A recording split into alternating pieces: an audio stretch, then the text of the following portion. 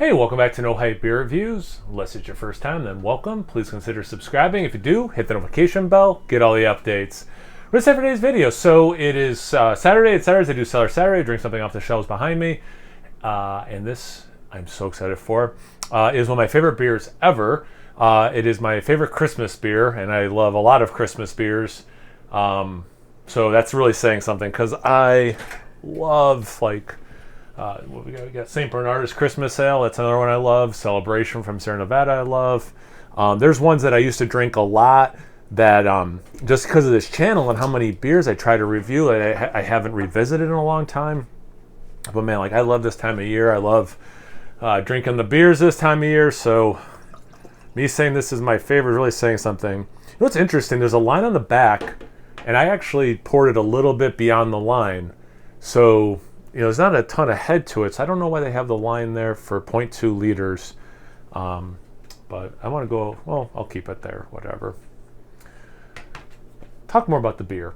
Sorry, I'm so excited to try this. I totally went out of order about I should talk about what the ABV is, what year it is, because this is a Cellar Saturday review after all. The world's most extraordinary beverage, bottled in 2014. That's why I picked this one, because I have some 13s, I believe. If I remember correctly, this was a month ago. I set them aside for it to be 10 years old. It's 14%, so 2014. It's 14% alcohol. It's another reason, one of my favorites. And product of Austria. Brewed only once a year on December 6th. Samichlaus is aged for 10 months before bottling. Let's see, this speciality is perhaps the rarest in the world. Samichlaus may be aged for many years to come. Older vintages become more complex with a creamy, warming finish. For all my anti-aging people, this is a great one to age, guys. All right, the head went away, but you guys saw what it looked like. I mean, definitely legs, not a ton of lacing, but some. The legs are relatively clear. The beer itself is red into brown. I'm so used to saying brown into black for stouts, but this is red into brown. It looks like cherry crimson kind of red. Beautiful looking beer. Someone's honking outside. Yeah, that's what it looks like. That's the boring part. Let's see about the smell.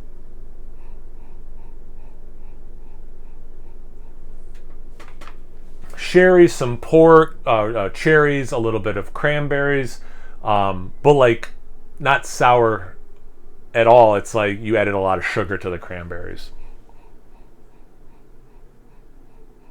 There's some molasses, some caramel, huge prunes, some plum.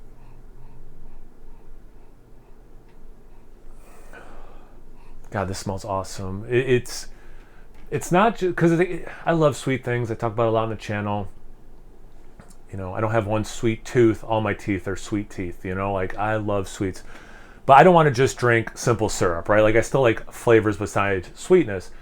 This is so sweet smelling, but there's so much complexity of how the sweetness is, whether it's dried fruit sweetness, or almost like a plum wine sweetness, the caramel sweetness, like a molasses cookie sweetness, so there's so much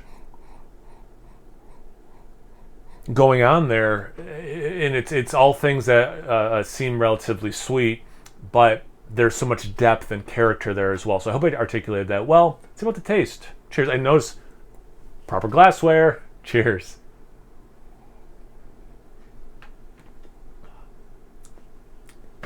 "10 years in, we're still drinking great." I get a grapiness, plum, figs, raisins, all those dried fruits, dates, the slightest, it's not minty, it's not piney, but whatever hops they're using, there's still, even after 10 years, whatever they're kicking out, and it's those are the closest things I can think to say, but it's not, all in on pine or mintiness, but that's the closest. The caramel, you do get, it's almost, there's a note, I did this once where I made simple syrup. I think it was all brown sugar. I think I got turbinado. I think it was brown sugar. So it was still simple syrup, but it had that extra depth in the cocktails we made.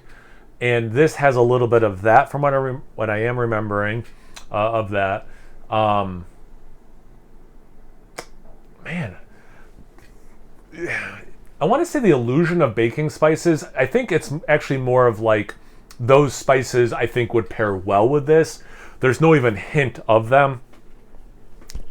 Excuse me, it's just something that would like pair really well with it.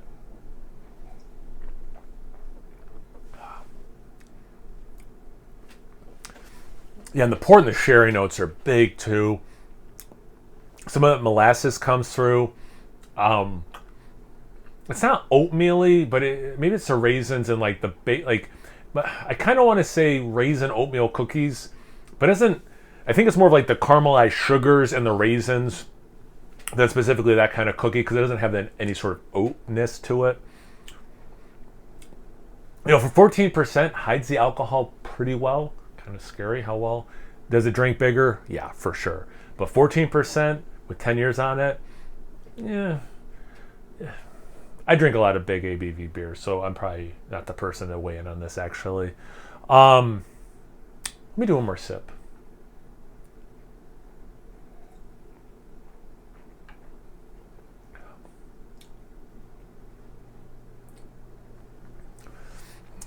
There is that the hop thing. Now that I've had this many sips, you know, I'm leaning in, putting my elbows on the table, so you know I'm about to drop some knowledge.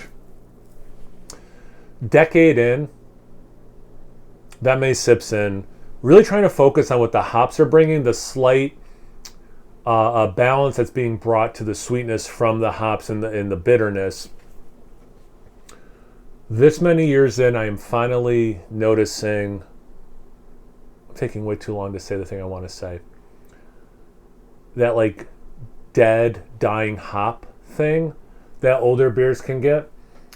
It's not cardboardy. There's no off flavors. I am loving every sip of this. That's like the only thing in the sip that I can identify where I'm like, that's not its prime. It's such a tiny part of what this beer is. This is not a hop forward beer at all. But after a decade, that's the only evidence I find of a negative aging. Everything else is exactly why I like aging. It hides the alcohol, I think, a little bit better. Sometimes when you age these things, it smooths it out. It rounds out potentially harsh edges. It typically becomes a more cohesive experience. It has all the positives of what I think aging can do. And it's the only negative I can find. And it's not that bad because it's not a hop-forward beer. It's not like, you know, this is some really old IPA where, like, yeah, the hops are, like, you taste like the death of the hops, and that's lame. No, like, also kind of hard to find. So I am stoked that I have more of these to age further. And yeah, I mean, clearly up to a decade I'm happy with. So anytime between fresh and a decade, as far as I'm concerned, everyone, find this, drink this, age them. It's awesome.